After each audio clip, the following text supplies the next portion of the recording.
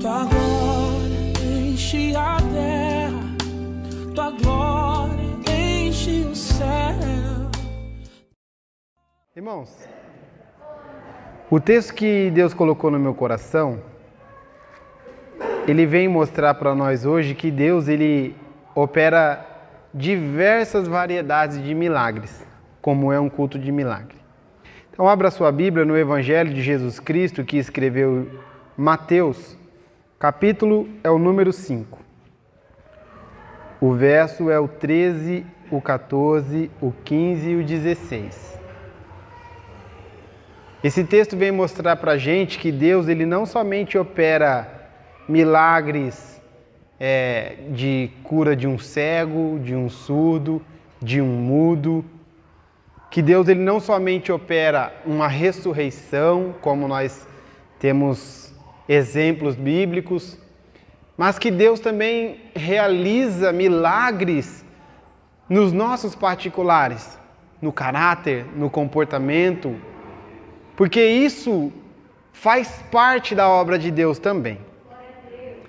Mateus capítulo 5, verso de número 13 ao 16, diz assim: Vós sois o sal da terra. E se o sal for insípido, com que se há de salgar? Para nada mais presta, senão para se lançar fora e ser pisado pelos homens. Vós sois a luz do mundo. Não se pode esconder uma cidade edificada sobre um monte, nem se acende a candeia e se coloca debaixo do alqueire, mas no velador, e dá luz a todos que estão na casa. Assim, resplandeça a vossa luz diante dos homens, para que vejam as vossas boas obras e glorifiquem o vosso Pai que está no céu. Amém? Agora olha para essa pessoa linda que está do seu lado aí. Se ficar difícil você achar uma pessoa linda aí, você pode olhar para mim. Oh, glória!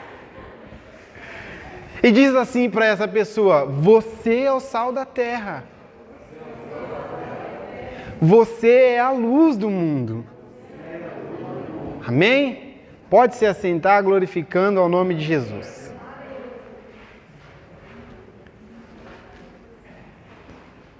Irmãos, como eu disse há pouco tempo, que Deus ele opera diversos tipos de milagres. Ele opera desde milagres na saúde, e hoje nós estamos vendo que Deus tem operado milagres até hoje na área da saúde, Ele cura as pessoas, e eu entendo que Deus ele cura as pessoas daquilo que é impossível para nós, porque daquilo que está sobre a nossa possibilidade, Ele deixa nas nossas mãos. Jesus mesmo disse que quem necessita de médicos são os doentes. Então, se existe uma pessoa doente que tem a possibilidade de curar, a não ser que Deus queira glorificar o nome dele, aí é projeto dele. Mas, enfim, Deus, ele realiza uma variedade de milagres. Ele não só realiza milagres na área da saúde, na área financeira, na área sentimental, na área familiar, mas ele também realiza milagres no nosso particular. Ele realiza milagres na nossa vida particular.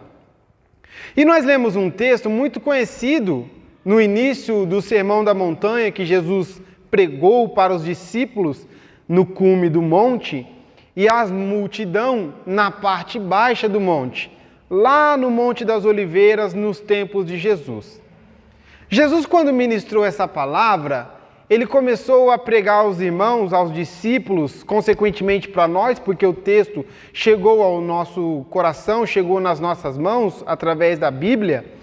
Nós percebemos que Jesus ele nos dá orientações e ele nos dá dicas de como ter uma vida boa. E não só dá orientações, mas ele dá afirmações, como nós vemos no texto que acabamos de ler.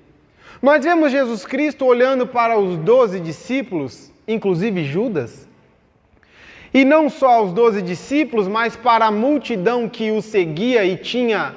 Esse texto é particular para os discípulos, porque várias pessoas que não seguem a Jesus não podem ser o sal da terra e não podem ser a luz do mundo. Só aqueles que realmente têm um compromisso com Deus, aqueles que têm uma obra com Deus, aqueles que têm um relacionamento firme e fiel com Deus, que podem ser o sal da terra e a luz do mundo. Jesus, quando ele diz que nós somos o sal da terra, no verso de número 13, ele dá uma afirmativa e ele faz uma pergunta: se o sal deixar de ser sal, com que se há de salgar? Para nada mais presta, ele diz, senão para ser lançado fora e ser pisado pelos homens.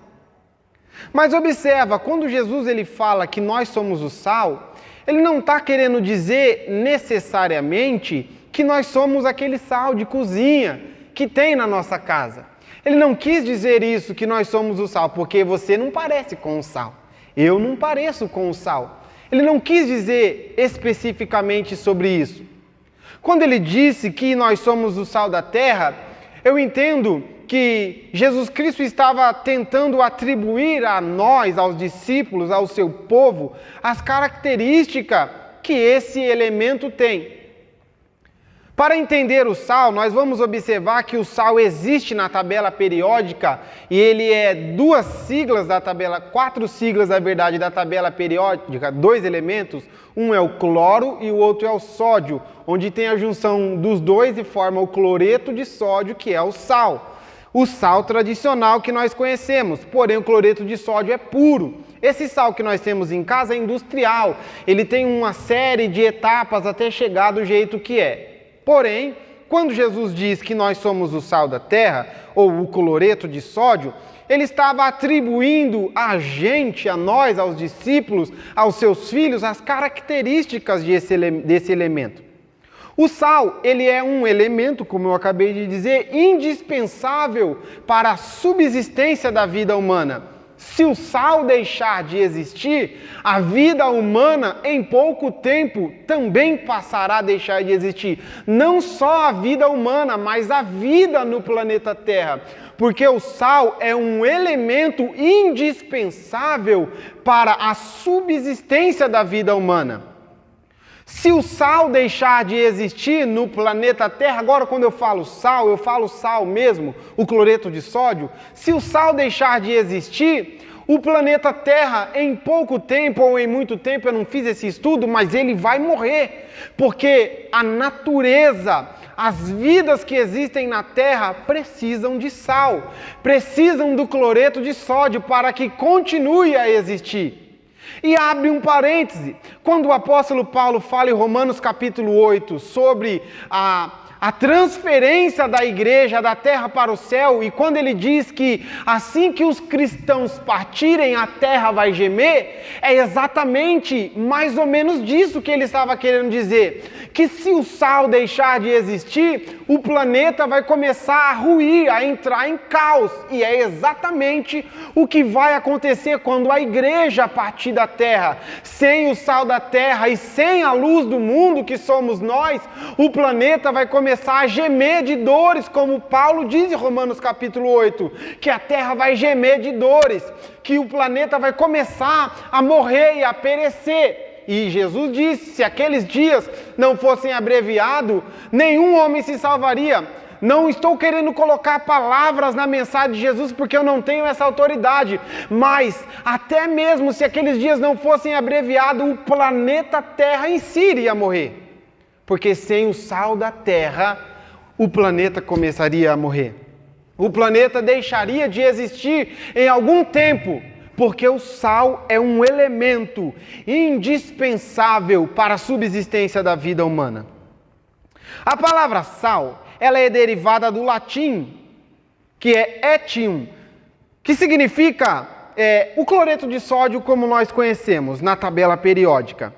Vamos perceber que nos tempos bíblicos do Novo Testamento, o sal era tão importante naquela nacionalidade, naquela região, no império, que ele era usado para pagamento das pessoas. Da onde provém a palavra salário? As 3 primeiras letras é o sal, S-A-L, e o arium, que provém do latim também. Então, nos tempos bíblicos do Novo Testamento, o sal ele era tão importante que ele era utilizado como forma de pagamento. O homem trabalhava e recebia uma porção de sal como pagamento, porque a sua importância era tão grande para aquela cultura que ele era utilizada para essa atividade nos tempos do Novo Testamento. Quando Jesus ele aponta para os discípulos e aponta para nós, dizendo que nós somos o sal da terra, ele está querendo dizer que o sal, como representante do caráter humano, porque não existe pessoa sem caráter, ou existe pessoa com bom caráter, ou existe pessoa com um mau caráter. Você não vai ver ninguém sem caráter, porque caráter é o conjunto de atributos que compõem uma pessoa, sejam eles bons ou ruins, mas todas as pessoas têm. E o sal representativo do caráter, é disso que Jesus está querendo falar para nós. Que nós, como sal da terra, temos um caráter pautado pelos princípios bíblicos da sua santa palavra e devemos ter uma vida de modo tal que as pessoas glorifiquem a Deus ao nos enxergar. Quando eu falo que nós somos o sal da terra, utilizando as palavras de Jesus, eu quero dizer que o sal, ele tem algumas propriedades que eu vou relatar. A primeira das propriedades que eu encontrei é que o sal ele traz equilíbrio. Você pode perceber, aqui as mais velhas vão saber disso melhor do que eu, mas eu fiz um cursinho de confeitaria no Senai há muito tempo atrás, e padaria também, e eu percebi que todas as receitas, sejam elas principalmente as doces, né? As receitas doces, o professor falava, tem que pôr um percentual de sal. Eu falava, mas por quê? Tem um percentual de sal. Ele dizia assim, porque o sal na receita traz equilíbrio. Mas tinha dentro da receita uma quantidade correta. Você não podia chegar lá e pegar uma colher de sopa e encher a receita com uma colher de sopa, a menos que o volume fosse grande. Mas nas receitas que nós fazíamos lá no curso, o professor dizia, o sal equilibra a receita. O que Jesus está querendo dizer para nós como sal da terra? Que nós como cristãos devemos ter equilíbrio na nossa vida particular e devemos passar o equilíbrio para o nosso próximo também. É disso que Jesus está falando, que nós somos o sal da terra. Aqui um milagre que Deus ele vai trabalhando dentro de nós. Porque quando nós estávamos no mundo, eu particularmente, quem nasceu no berço cristão e até hoje está firme, não tem essa experiência, mas eu quando estava no mundo eu não tinha esse equilíbrio. Mas Jesus quando me resgatou das trevas, quando me tirou da maldição, quando me tirou do mundo perdido, Ele me colocou equilíbrio dentro de mim e através de mim trazer equilíbrio às pessoas que me circulam, que me rodeiam, que estão perto de mim. O crente ele tem que ser equilibrado. Ele não é nem aquele crentão e nem aquele crentinho. Porque se ele for aquele crentão que nós sabemos vai ser chacota para outras pessoas, e se ele for aquele crentinho, ele vai ser chacota para ele mesmo. Mas o crente ele é equilibrado, o servo de Deus é equilibrado, o servo do Senhor Jesus, ele é uma pessoa que tem um comportamento equilibrado, que tem as palavras equilibradas, que tem uma atitude equilibrada. Mas irmão, nós erramos, mas irmãos, nós pecamos sim, mas todos os dias nós devemos dobrar os nossos joelhos diante de Deus, para que o Senhor equilibre a nossa vida e nos proporcione o sal da terra. Ser sal da terra, além de ser equilibrado, é que o sal ele tempera. Ele traz o tempero. Você pode, irmão, você pode comprar sazon, você pode comprar caldo quinó, você pode comprar qualquer tipo de tempero industrial que tiver lá. É diferente do sal propriamente dito. Não é igual, são coisas parecidas. Nos ingredientes do sazon, nos ingredientes do caldo quinó, tem o sal, tem, você vai ler na caixinha lá, tem sal, cloreto de sódio também. Mas não é igual o sal puro propriamente dito. Por quê? Porque o sal tem as suas particularidades.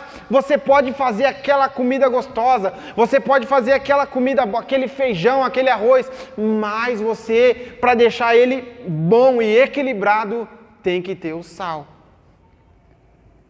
E você percebe, irmão, que o sal, além dele temperar, dentro desse parênteses do tempero, você percebe que não precisa de muito sal. Você está lá naquele domingo agora, você pode fazer isso e se sentir à vontade, pode me convidar. Você vai comprar aquela carne ali no mercado, ou aqui no Santana, no Guarani, o pastor que mora em Serra Negra lá. Você vai comprar aquela carne boa, você vai comprar 3 quilos de carne. Você percebe que você não precisa colocar muito sal lá. Você coloca só um percentual de sal e já está ótimo. O que quer dizer com isso? Que Deus, ao longo da história toda, nunca precisou de muita gente para fazer a obra. Por mais que o Senhor quer que todos se salvem, mas infelizmente nem todos se salvarão. Mas, o que eu estou querendo dizer com isso? Que nós como cristãos, não precisamos ter um volume muito grande para fazer barulho, porque você mais Deus já é maioria. O cálculo é simples. Você mais Deus se tornou maioria. Lembra, Deus nunca precisou de muita gente para fazer a obra. Para assombrar o Egito inteiro, Ele só precisou de 2, Moisés e Arão. Para destruir o arraial dos filisteus, ele só precisou de 1, Sansão. Para acabar com o gigante que estava assolando todos os israelitas, ele só precisou de 1, e pequeno ainda, Davi. Deus nunca precisou de muita coisa para fazer a obra. Ele só precisa encontrar alguém disponível. Ele fala, achei o sal para poder fazer a obra na terra. Um sal que você pode ter aquela quantia enorme de carne, mas você só coloca um pouquinho, porque só um pouquinho é necessário para temperar. É disso que Deus está falando. Ele só precisa de um pouquinho, porque o pouquinho com Deus ele multiplica. Não foi isso que ele fez com os pães, 1 vez, 2 vezes, com os peixes 1 vez e 2 vezes? Deus, ele nunca precisou de muita gente para fazer a obra. Ele precisa somente de alguém com o coração disponível para fazer a obra. O sal ele equilibra, o sal era utilizado para pagamento, o sal ele tempera a comida, a receita que você vai fazer. Porém, o sal tem uma outra finalidade, que é preservar. Os mais antigos aqui, na época que não tinha geladeira igual tem hoje, vai saber melhor do que eu, que as carnes eram conservadas e preservadas com sal, sim ou não? O irmão Tião, que é da fazenda aí do sítio, era ou não era, irmão Tião? As carnes não eram preservadas com sal? Não precisava de geladeira. Não tinha geladeira, não tinha tecnologia para geladeira, para colocar no freezer, ela congelar e ficar lá 1 mês lá não tinha. Era conservado e preservado com sal. O que Jesus está dizendo para nós? Vocês são o sal da terra. Só que não é o sal propriamente dito, é a propriedade do sal, que é conservar, preservar. O que é conservar? Conservar os princípios da palavra, conservar os princípios da sã doutrina, preservar a nossa vida particular, a nossa vida espiritual, preservar a vida do nosso irmão que está do nosso lado, orar pelos irmãos que estão no campo missionário, preservar a vida deles em oração. Jesus está dizendo, vocês são o sal da terra, vocês preservam as pessoas, vocês preservam as vossas vidas, você tem essa propriedade para poder trabalhar. Porque o sal sem as suas propriedades não é sal, como Jesus Cristo disse no começo do versículo, não presta para nada.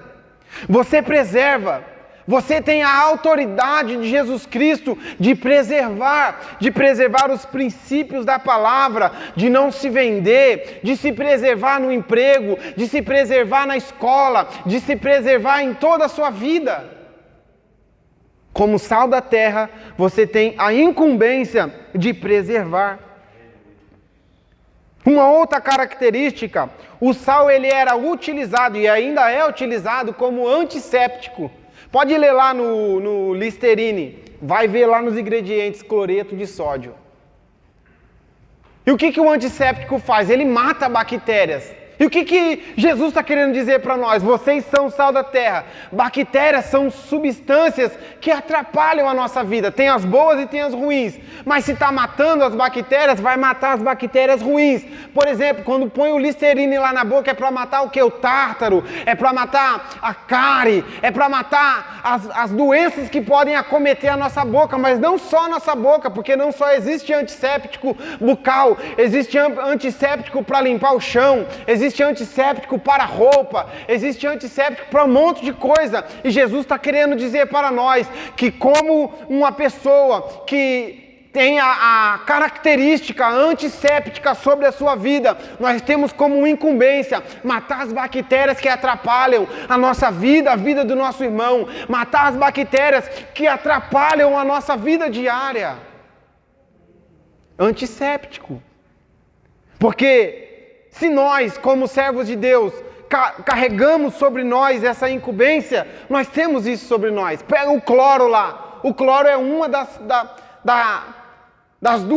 dos dois elementos que é utilizado no sal. O cloro joga lá no chão, tira as manchas. Joga na roupa branca, tira as manchas. Às vezes mancha também, né? Porque quando põe demais. Mas por isso que tem que ser usado todos juntos, porque também tem que ter o equilíbrio. Você utiliza, é disso que Jesus está falando para nós.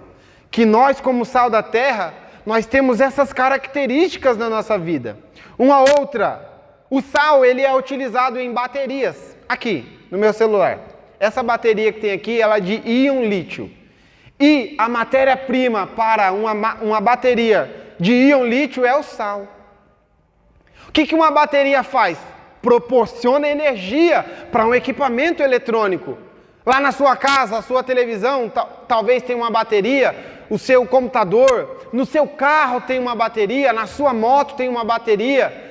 As pilhas, isso aqui ó, tem uma energia aqui dentro, tem sal aqui também, tem as propriedades do sal. E o que Jesus está querendo dizer para nós, como uma pessoa como sendo sal da terra, tendo essa propriedade sobre a sua vida? Você, como sal da terra, tem que proporcionar energia para alguém, tem que proporcionar energia para si próprio, tem que proporcionar energia para a igreja, para os seus irmãos. Mas quando falo de proporcionar energia, não é vamos lançar vibrações, não estou falando disso não, porque isso aí é crença do mundo. Nós não somos do mundo. Eu estou falando de auxiliar o nosso irmão com as nossas forças, de dobrar o nosso joelho e orar por alguém, de interceder pelo próximo, é proporcionar energia. Os irmãos que estão no campo missionário, orar por eles, é proporcionar energia. Quando Jesus fala que nós somos o sal da terra, é disso que ele está falando.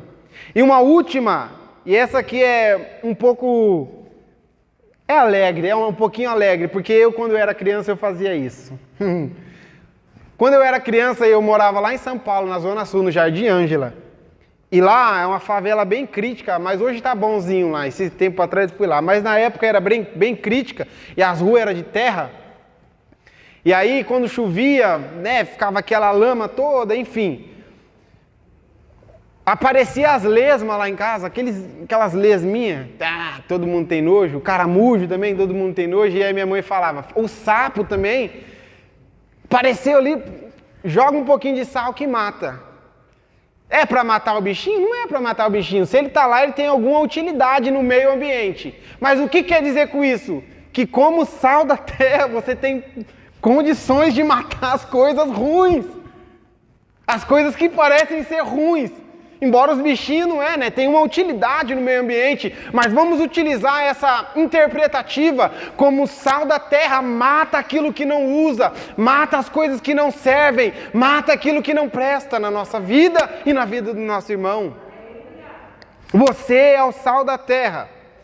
É disso que Jesus está falando, mas não só o sal da terra. Jesus também disse que nós somos a luz do mundo. A luz representa o testemunho, porque no versículo 16 Jesus diz, resplandeça a vossa luz diante dos homens, não só dos homens de lá de fora, mas dos homens aqui de dentro também. O apóstolo Paulo diz para Timóteo ter bom testemunho dos que estão de fora, mas ele em uma de suas cartas, e não vou me lembrar qual, ele diz que também devemos ter bom testemunho dos que estão aqui dentro. Então, o que é ser luz do mundo? É representar o testemunho de Cristo, é representar o testemunho do Espírito Santo, o testemunho de Deus na terra, e mostrar para as pessoas que o céu está quase para se raiar, porque Jesus está voltando, e salvar o máximo de pessoas possíveis. Jesus está falando que nós somos a luz do mundo. E uma coisa muito interessante é que ele diz que não se pode esconder uma cidade edificada sobre o monte. O que tem a ver uma cidade edificada com luz? É que uma cidade edificada possui luzes. E você não vai... Eu falo para a Jéssica, quando às vezes a gente foi na casa da minha mãe, a gente voltou, a gente foi ali em Pedreira levar o negócio do carro pro rapaz lá que comprou o carro da mãe dela. E nós voltamos assim, ali quando você vai entrar em Arcasas ali, né? Ali que vai para São José ali, aquelas bandas ali. Quando você vem de lá, a gente avista aquela cidadezinha bem lá no fundo, né? E a gente não sabe o que é, né? A cidade é tão alta e as luzes estão identificando que lá tem alguém, que lá tem uma cidade. Ou seja, não dá para esconder uma cidade. É disso que Jesus está falando, que o crente, se ele for luz mesmo, ele não fica escondido. Se ele for luz mesmo, ele não fica atrás dos panos, por trás das cortinas, ele não fica escondido em algum lugar, não. Ele não consegue ficar escondido, porque a luz dele irradia, a luz dele mostra que Jesus está na vida dele. Olha aqui essas luzes. Por que as luzes são postas em cima? Porque se fossem postas embaixo não iluminaria, embora hoje tenha aquelas luzinhas de planta, né? Mas só ilumina a planta também, você não vê que ilumina muito mais. Só ilumina aquele trechinho ali. A luz tem que ser posta em cima para iluminar todos que estão na casa. É o que Jesus diz no versículo 15. Não se acende a luz, a candeia, que era a luz que eles utilizavam à base de azeite, e se coloca debaixo do alqueire, não, mas põe ela no velador, no lugar alto, para dar luz a todos que estão na terra. O que é que Jesus está dizendo com isso? Que nós somos exaltados? Não, porque a exaltação pertence somente a Ele, mas que como crentes, nós fomos posto num lugar alto para iluminar as pessoas que estão aqui, para iluminar os que estão embaixo, para que os de baixo também subam e ilumine com a gente outros que continuam embaixo. Jesus está falando que nós somos a luz do mundo. Perceba na parábola da dracma, quando Jesus ele conta essa parábola, ele diz que a mulher perdeu uma das suas 10 dracmas. E a primeira atitude que ela teve foi acender a luz da casa. E quando ela acendeu a luz, ela percebeu que a casa estava suja, porque o texto diz que ela pegou uma vassoura para varrer a casa. E quando ela começou a varrer, o texto diz que ela varreu diligentemente. Ou seja, sabe quando você está na sua casa e tem os móveis lá e você só varre no meio? Essa não é uma varrida diligente. Não é a varrida diligente é quando você passa o pano por debaixo, é quando você pega lá no cantinho, aquela terrinha que fica no canto, as teias de aranha. A luz, ela vem para mostrar as coisas para nós. Só que uma coisa interessante, uma aqui, ó. A primeira característica da luz que eu relatei aqui, ela ilumina um ambiente sujo, mas ela não se suja. Pegou? O crente ele ilumina o ímpio, mas ele não se contamina com o ímpio. Pegou? O crente, o texto diz que nós não devemos estar na roda dos escarnecedores. Quer dizer que nós não vamos evangelizar porque os escarnecedores estão em todos os lugares? Não. Ele quer dizer que nós não devemos permanecer lá compactuando com o que eles vão falar, com as atitudes dele. Mas quando nós chegamos lá, eu falo de mim, irmão, lá na empresa, por exemplo, tem os meus colegas da nossa equipe de manutenção e eu sou o único cristão lá. E às vezes eles estão numa rodinha falando de mulher, falando de futebol, falando de dinheiro, falando de um monte de coisa. Quando eu chego, não é que, sabe assim, irmão, não é que você é melhor que ninguém, mas a conversa mundana para. Porque a luz tem que fazer isso. A luz tem que chegar no lugar e a conversa mundana tem que parar. Tem que parar para a nossa glória, porque nós somos bonitinhos, melhor que eles, não. Mas tem que parar para a glória de Deus, para que eles percebam que Jesus está chegando através de nós. Porque eu nunca vi Jesus na pracinha andando ali. Quem viu? Quem já viu Jesus? Quem já viu Deus dando um rolezinho por aí? Ninguém nunca viu. Mas aonde você vai, Deus está indo com você. Aonde o servo de Deus vai, é Deus indo também. Então, se você chegar numa rodinha de escarnecedor, a conversa tem que parar lá, porque o servo de Deus chegou. Eles falam, ei, vamos parar aqui porque o fulano chegou, o servo de Deus chegou, o crente chegou, e agora nós temos que mudar a conversa. Aí você vira as costas, a conversa continua. Deus seja louvado. Por quê? Porque você chegou lá e as coisas pararam, porque é assim que o crente é. O cristão, a luz, ela ilumina um ambiente sujo, mas ela não se suja com a sujeira deste ambiente. E é disso que Jesus está dizendo para nós. Vocês são a luz do mundo, vocês iluminam o mundo, mas não se sujam com ele. A luz, ela traz clareza. Por que a luz traz clareza? Você observa que não existe... Tem essas luzes de festa aí, né? Que é colorida. Mas luz que é luz mesmo é clara. É branca, é amarela, quase chegando no branco. O sol, por exemplo, é laranja com vermelho, com amarelo, mas quando está de dia você não consegue enxergar nada de amarelo, nada de laranja, nada de vermelho. Você enxerga claro, você enxerga branco, você enxerga coisas que são... A cor que ele ilumina a terra é uma cor clara. Eu não vejo a radiação, a não ser quando está aquele entardecerzinho gostoso, as nuvens ali, aí faz aqueles fechos laranjinha, que chega até bonito rosa quando está frio igual está agora. Mas o sol por si próprio, ele traz luminosidade clara, de cor clara. Olha aqui essas lâmpadas, por exemplo, são brancas. Por que são brancas? Porque o branco é capaz de iluminar. Agora põe uma lâmpada preta aqui, aquelas lâmpadas pretinhas que vende. Não vai iluminar nada. O que Jesus está falando? Que o cristão, como luz do mundo, como aquele que traz clareza, ele tem que ser claro, ele tem que ser branco. E a palavra claro aqui, ela pode ser usada em vários sentidos. Claro no sentido de trazer as coisas conforme elas são. Claro no sentido de trazer uma cor mais branquinha. Claro no sentido de trazer a transparência das coisas. É disso que Jesus está falando, que nós somos a luz do mundo. E como luz do mundo, nós proporcionamos a clareza às pessoas. O cristão está atribulado, aquele nosso irmão está um dia atribulado, passou uma tribulação e ele foi em você e te pediu um conselho e você trouxe luz para ele. Até tem nos desenhos, né, utilizado, quando a pessoa tem uma ideia boa, o que aparece? Uma luz. É disso que Jesus está falando que nós somos, que nós devemos trazer ideias, devemos trazer coisas boas para as pessoas. Só que tem um porém, a luz, ela não é luz por si própria, ela não tem fonte própria, ela é alimentada por alguma fonte.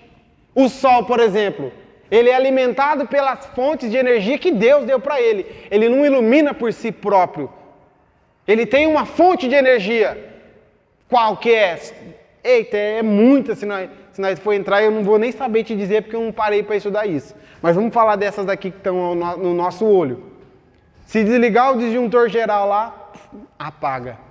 Por que apaga? Porque acabou a energia elétrica que transforma a energia elétrica em energia luminosa. O que Jesus está dizendo para nós que nós somos a luz do mundo? A nossa luz não é nossa. A nossa luz não é própria. A nossa luz provém dele. Porque o apóstolo João vai dizer em 1 João capítulo 1, versículo 5, que Deus é luz e nele não habita treva alguma. Jesus vai dizer, e o João vai registrar também, João capítulo 8, versículo 12, Jesus dizendo, eu sou a luz do mundo.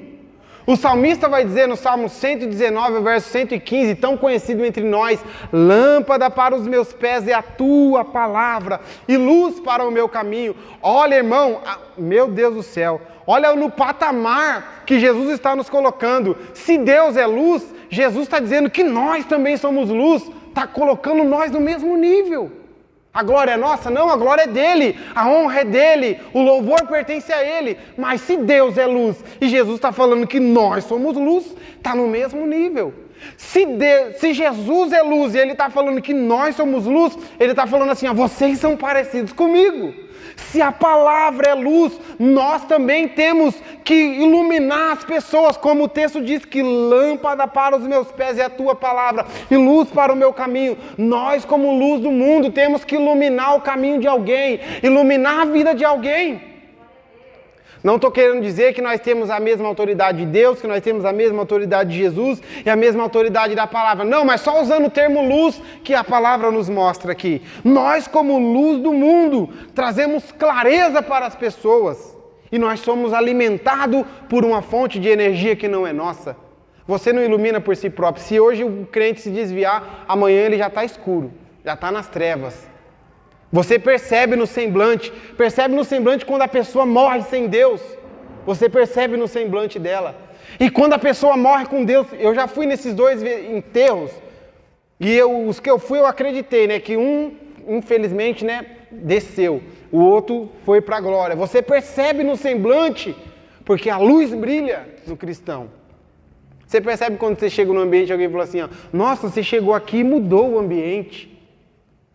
Ou você muda o ambiente ali mesmo, entre as pessoas, você começa a arrumar uma coisa, você começa a arrumar outra, daqui a pouco está a sua cara ali. Nossa, está tão bonito, tão diferente, porque o cristão, o servo de Deus, tem essa propriedade sobre a sua vida. Eu já disse que ele ilumina um ambiente sujo e não se suja, e ele revela a sujeira.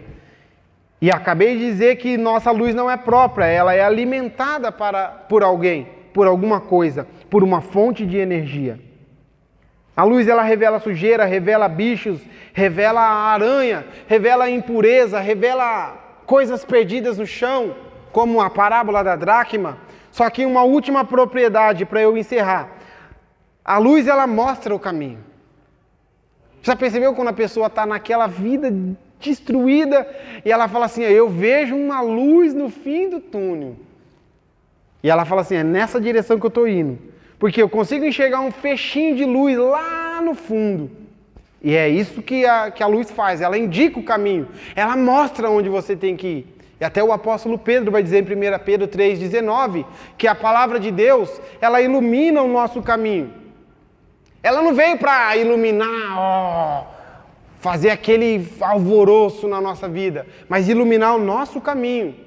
Para nós sabermos aonde estamos pisando, para nós sabermos aonde estamos pondo o nosso pé, para onde estamos indo. Porque a palavra de Deus veio nos mostrar o caminho que devemos seguir. E se a palavra de Deus, como luz, nos mostra o caminho, o cristão, como luz da terra, tem que usar a autoridade dessa luz, porque o cristão reflete a luz de Deus, reflete a luz de Jesus, reflete a luz da palavra. E se nós refletimos a luz de Deus, as pessoas têm que enxergar Deus em nós. Se nós refletimos a luz de Cristo, as pessoas têm que enxergar Cristo em nós. Se nós refletimos a luz da palavra, as pessoas têm que encontrar em nós uma palavra da Bíblia, saindo da nossa boca, algum texto que nós lemos e trouxemos para a pessoa no momento de angústia, ou até mesmo no momento de bênção, e mostrar para ela que Jesus é o caminho, Jesus é a verdade, Jesus é a vida e a solução dos nossos problemas. Mas Jesus também veio para trazer inimizade, né? Porque ele mesmo diz, eu não vim trazer paz, mas a espada. Porque ele veio dividir as pessoas. Por que ele veio dividir as pessoas? Ele fala isso aqui mesmo em Mateus. E é nos versículos seguintes, versículo 17 e 18, que ele diz aí, eu não vim destruir a lei ou os profetas, vim abrogar.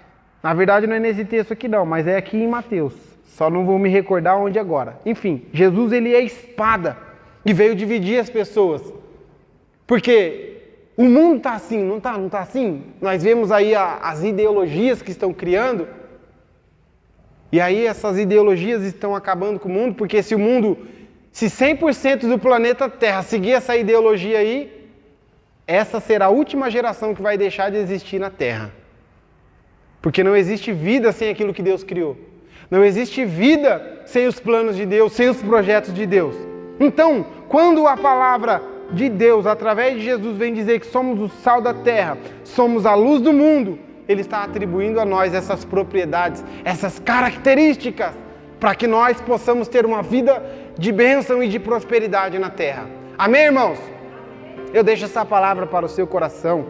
Que Deus em Cristo possa nos abençoar e nos proporcionar momentos em que as pessoas consigam enxergar isso na gente. E que o nome do Senhor Jesus Cristo seja glorificado para sempre. Amém?